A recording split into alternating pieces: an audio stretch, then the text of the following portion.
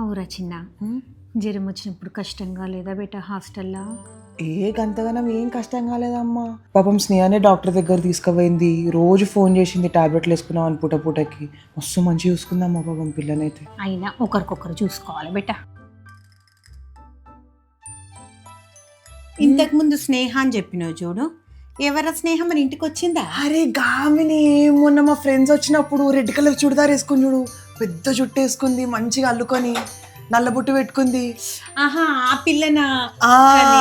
పద్ధతి ఉందిరా చిన్న, ముద్దుగుంది పిల్లనైతే. అది ఎప్పటికీ అట్లే ఉంటది, మంచిగా కాలేజ్లో కూడా అట్లే తయారవుతుంది తెలుసా. అవునా, నేను మన ఇంటికి వచ్చిందని తయారైందేమో అనుకున్నా. ఎన్ని రోజులైందిరా చిన్న నా చేతి ఫుడ్ తినక, మిస్ అయినావు కదా నాన్న. అయ్యో అంతగానో మిస్ ఏం కాలేదమ్మా, మొన్న జ్వరం వచ్చింది కదనే, ఇక స్నేహ ఆమెతో కలిపి నాకు కూడా డబ్బా తెస్తుండే ఇంటికి వెళ్ళి రోజు, ఇక బయట ఫుడ్ తినద్దు అని. అమ్మా పిల్లలకి ఫుల్ పైసలే, కానీ ఇంత కూడా పైసలు ఉన్నట్టు ఇయ్యారు తెలుసా. మస్తు మంచిగా కలిసిపోతుంది స్నేహ అందరితోని. ఏమో స్నేహ స్నేహ జపం బాగా చేస్తున్నావు, ఏందిరా ఏం సంగతి, ఏమన్నా ఉందా ఏంది మరి? ఉందంటే ఉందంటే ఏమో జరుపుతున్నావు.